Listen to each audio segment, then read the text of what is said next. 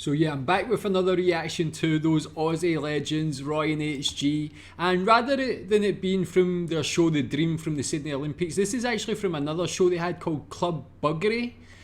So yeah, a funny name. This is called The French. So being from the UK, the French have been the butt of our jokes for a long time. Also, tell me what your memories are of Club Buggery. Someone recommended this one, but I hadn't heard of that show before. Yeah, tell me what you think about it. So yeah, let's watch.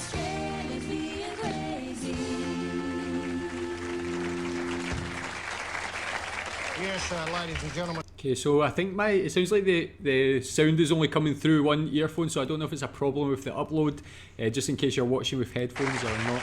Yes, ladies and gentlemen, tonight with international tempers running hot, it could be easy to go off at the mouth, half-cocked, and declare that the French people and the French nation were just a hapless bunch of water buffaloes stuck in the mud, date high, waiting for the safari to arrive with the elephant gun to put them out of their misery.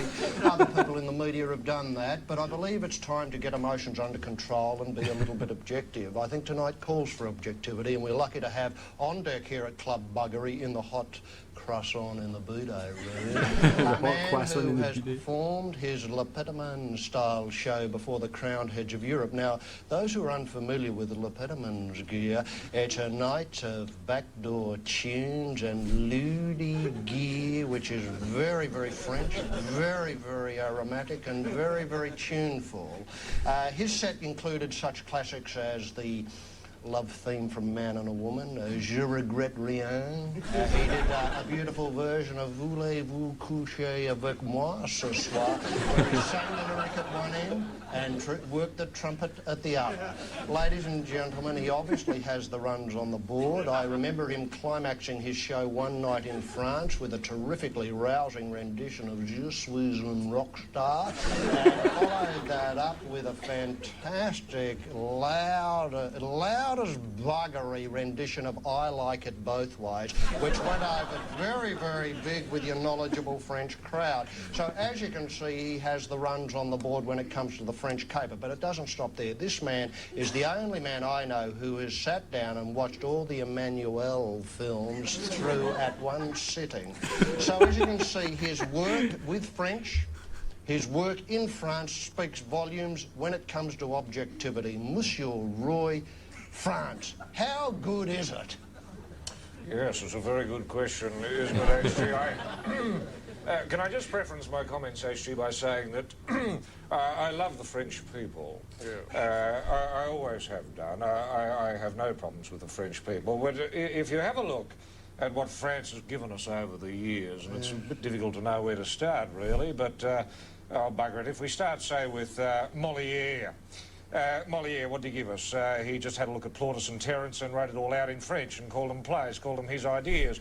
If you look at Jean Genet and call that art, slash your wrist sort of gear, yeah, brilliant bit of gear, love that. Baudelaire, hopeless. Gustave Flaubert, high watermark, Madame Bovary, which was about a woman who just loved the flute a little bit too much. If we move on to... oh, very, very French, yes. If you look at the Citroën, get in, start it up, but wait for 20 minutes until the hydraulics work so you can get going. You mentioned the, what was it, the Renault. The Renault. Just a rust bucket. Hopeless. If you look at the French tennis players, you've got Henri Lecoq, brilliant but erratic and hopeless. You've got Guy Forget, just a nose and a couple of feet and a tennis racket. You look at Monsieur Julio's Holiday, funniest film ever made. Just a door. Moving it out, that was the funniest gag in the whole bloody film. If we move on to the Arc de Triomphe, just a couple of bricks. The Tower Eiffel, just a couple of bloody bits of bars.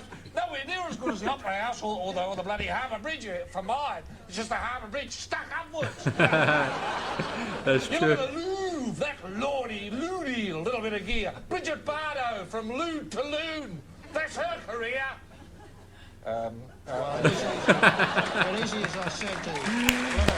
man, this is brilliant stuff, man. This is obviously different because it's not just related to sports like the Dream is. I could watch them talk like that about any subject, man. That is amazing stuff. It really actually reminds me, there's this British comedian, Al Murray, who used to go on about the French a lot, and maybe a bit after this, maybe he got some inspiration from this. This is fantastic stuff, Get the man. better of you at this time of... Well, now I could have moved on to the war. Well, World War One. Don't get me started Marcel on the war. Marceau's wall from all of them. Hands up style. World War Two, bloody the same. Wave the white Did flag. nothing. Lay back. Come on in, Germany. Come on in. Australians, where are you? Save us. Oh no. Oh no, I've had it with the French. The high water mark with your French is your B-Day. Oh yeah, a bit of water on a brown bot. but they have provided us with this meal here tonight, courtesy of the French embassy. We're refusing to eat this. But just have a look at the gear they've thrown at us, Roy. Escargot. No go. You bloody beauty, look at that. Snail. Here's how we have our coffee. In a big bloody stupid bowl like that. You get it everywhere, you have a bit of a croissant, you dip it in, off you go. You got your champagne here, which is a good B-Day cleaner, which is... Just pour it in, you don't need a brush. This is Jean-Pierre and champagne, hoping. French have given us nothing. France has given us nothing. Buckley's to the power of less. Thank you very much.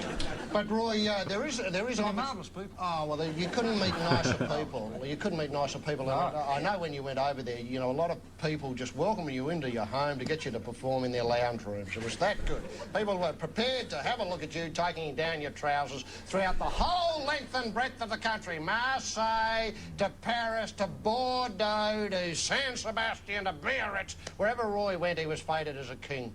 Now, look, you can do something about this, and today in most papers in Australia were certain fax numbers. The fax numbers were those of Jacques Chirac, the new president. I'd love to see Australia send Jacques Chirac's fax machine down the Brasco by overuse. And I can give you a few ideas of the sort of message that I think all Australians should be sending to France tout de suite. That is, the bloke, let's face it, understands a few words of French and he understands a few words of English. And so if you cobble together a sentence or a message out of the following phrases, I think you'll hit the nail pretty well on the head protest-wise. He understands the term soixante neuf. He understands get a dog. He understands boot up the date. He understands Gerard Depardieu. And with those in a certain order, I think you can get the message across and send a bloody big bomb to Paris where the bloody thing should be let off in the first place. Let's face it. Jeez. Oh my god. They've both ripped the French apart to shreds, man. This is good Well, let's stuff. face it, there's nothing worth saving over there. Oh, no. I think whatever you're going over there, if you're stupid enough to go there as a tourist, just buttonhole someone, say g'day, or as I do, g'day, I'm Roy. It means king in your language. And I'm from Australia. Did you vote for Jacques Chirac? And if they say oui, you simply pants them, put a cracker in, croissant up the date, and a little bit of champagne over the head, in with a knee, grab the crouch, give it a bit of a squeeze, say thank you very much for all you've done for the Pacific, clown! And I think they understand. Yes, indeed, and that's the... Because they're not a stupid people. No, that's right. They do get the message, and I think that would represent the high water mark in French-Australian relationships over the last 200 years. Oh, I'd agree with that. Now, let's... That was just unbelievable stuff, man. Both of them, the way they work together, just going at it is fantastic. I love the way Roy, when he had his initial monologue, was just getting more and more enraged, showing his dislike of the French. And obviously they're playing characters and it's like satire, but it's so good. Tell me if there's more of this sort of thing. I want to see them talk about every country. I'd love to see them have a similar thing for Scotland, for the UK. Just see them rip them apart, man. But tell me what you think about this one. Do you miss this type of comedy? Thanks.